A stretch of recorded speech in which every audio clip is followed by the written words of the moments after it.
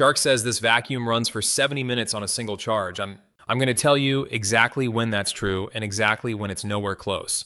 Because if you buy this expecting 70 minutes of full power every time you turn it on, cleaning day is going to catch you off guard. Welcome to Sweep Gear, where we dig past the marketing and tell you what a vacuum actually does in a real home, so you can spend less time guessing and more time enjoying a clean house. Here's the thing about cordless vacuum shopping right now. Every brand throws out a battery number, a suction number, a best-in-class claim, and most of us just take it at face value until we're standing in the living room with a dead vacuum and half the house still dirty. That's not a small annoyance. That's the one chore you were trying to make effortless, turning into another item on your to-do list. So today we're looking at the Shark PowerDetect cordless stick vacuum, model IP1251, and pulling apart what's actually true once you strip away the ad copy. And I'll be upfront, there's also a maintenance decision Shark made on this vacuum that one owner strongly disagreed with, and what happened when she called customer service is worth sticking around for. Let's start with that battery number, since it's the biggest gap between claim and reality on this entire vacuum. 70 minutes is real, but only in eco mode, the lowest power setting. The moment you switch into boost mode, which most people do the second they hit a carpet or a pile of pet hair, that number drops fast.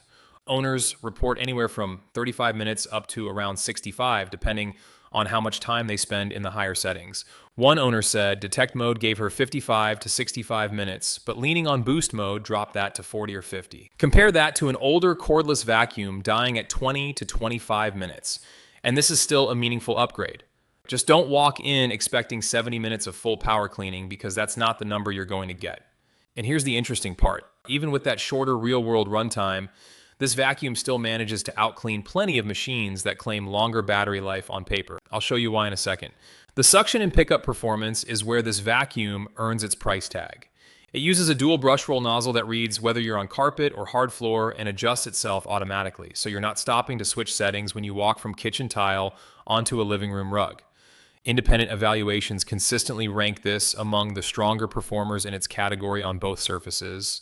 And customer feedback backs that up, with the vast majority of reviewers specifically calling out how much dirt and hair it pulls up, especially on carpet. There's also a detail most people miss when comparing spec sheets. This vacuum picks up debris going forward and going backward. Most cordless vacuums only capture dirt on the push stroke and just shove everything around on the pull. This one uses a set of angled teeth that actually grab debris on the reverse pass too. If you've ever vacuumed under a dining table where you're constantly changing direction, that's the difference between one pass getting everything and going over the same spot 3 times. If pet hair is your main concern, this is one of the stronger reasons to consider this vacuum. Feedback here is heavily positive, with people consistently surprised at how much hair and fine dust it pulls up even after they'd already vacuumed with something else first. Now, that maintenance story I mentioned. Shark markets this brush roll as self-cleaning, using anti-hair wrap technology so hair doesn't tangle around it during normal use. For typical shedding, that mostly holds up. The problem shows up when something actually gets lodged in there. One owner with a large, heavy-shedding dog had the brush roll clog after a few months of ownership. When she tried to pull it out and clear it by hand, she discovered it doesn't come out at all. She called Shark, and their answer was that this is intentional, that you're not supposed to need to open it because it cleans itself. She ended up returning the vacuum. This doesn't appear to be a widespread pattern based on what's out there, but it's a real limitation worth knowing about if you've got a heavy shedding dog or a household that generates a lot of hair. For average pet hair volume, most owners never run into this. For serious shedders, it's something to think through before you buy. Let's talk about what it's actually like to use day to day. At 8 pounds, it's not the lightest cordless vacuum around, and a few owners mentioned it feeling heavier than expected, probably because of the larger dust cup and battery. But it's still light enough that people specifically praised how easy it was to carry up and down stairs, which matters if that's part of your routine. The wand bends to get under couches and beds without you having to crouch, and it folds flat for storage, something apartment dwellers in particular appreciate. One small quirk worth knowing, it doesn't stand upright on its own. You have to fold the wand over to get it to rest, which some owners found mildly annoying if they were used to just leaning a vacuum against the wall. Emptying the dust cup is straightforward in theory. Pull a lever and it opens, but at least one owner noted it can be a little fiddly to detach and occasionally spills dust if you're not careful about how you dump it. Small thing, but worth knowing before you're doing it over your kitchen trash can for the first time. On the health side, this vacuum uses HEPA filtration rated to capture 99.97% of particles down to zero point 0.3 microns. If allergies or a shedding pet are part of why you're upgrading, that's a meaningful detail since it means what the vacuum picks up mostly stays trapped instead of getting kicked back into the air you're breathing. One feature that doesn't get talked about much but ended up being one of the more useful parts of actually owning this thing is the small display on the handle. It shows your battery percentage, which mode you're in, and a real-time reading of how dirty the area you're vacuuming actually is. Sounds minor, but it takes the guesswork out of whether you're on the right setting, and it's the kind of thing you don't appreciate until you're halfway through a room and can glance down to see you should probably switch to eco mode to make it to the finish line. As for long-term reliability, I want to be straight with you. This model hasn't been on the market long enough for us to have real multi-year ownership data. Early signs are positive, and it comes with a 5-year warranty, longer than a lot of competitors offer at this price point. But if you're looking for proof this thing holds up after 3 or 4 years of daily use, that data just isn't out there yet. If you're weighing this against other options, I've left the current price and today's deals in the link below so you can see exactly where it stands. Now let's talk price, because this is where the value conversation gets real. The listed price sits at $449, but it rarely actually sells for that. Retailers regularly discount it into the $300 to $375 range, and it's occasionally dropped as low as $250 during bigger sale events. At full price, this is a solid vacuum that's fairly priced for what it does.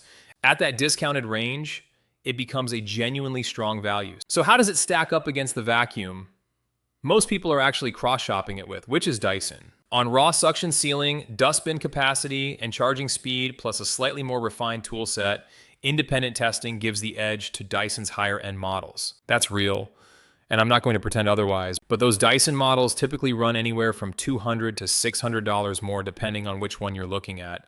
In exchange for that gap, the Shark actually performs better at cleaning tight edges, and larger spilled debris folds flat for storage in a way Dyson's flagship doesn't, and comes with a longer warranty. If you need the single highest ceiling on suction performance and money isn't the deciding factor, Dyson still wins that category. If you want most of that performance without most of that price tag, the math shifts firmly in Shark's favor. So let's bring this together. Who should actually buy this vacuum? If you've got a pet with moderate shedding, a home with a mix of carpet and hard flooring, allergies in the household, tight storage space, or you're upgrading from an older, weaker cordless vacuum, this is a strong, well-supported pick that's going to feel like a real upgrade from day one. Who should think twice? If you own a heavy shedding dog and want a brush roll you can fully open and clean by hand, that's worth weighing seriously. If your cleaning routine depends on a guaranteed 70 minutes at full power every time, set that expectation lower before you buy.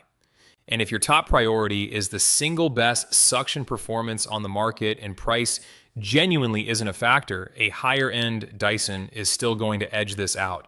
For most households, asking whether this vacuum is worth it, the honest answer is yes, especially if you catch it at that $300 to $375 range instead of paying full price.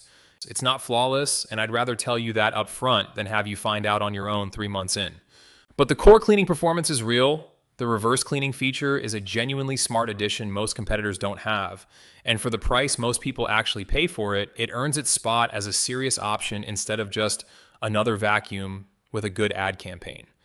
If this breakdown helped you get a clearer picture before spending your money, A-like helps this reach other people asking the exact same questions. And if you want more honest, no fluff breakdowns like this one before you buy, stick around and subscribe to Sweep Gear. I'd love to know, are you deciding between this and a Dyson or coming from an older cordless vacuum that just isn't cutting it anymore? Drop it in the comments. I read through all of them and it genuinely helps decide what to break down next.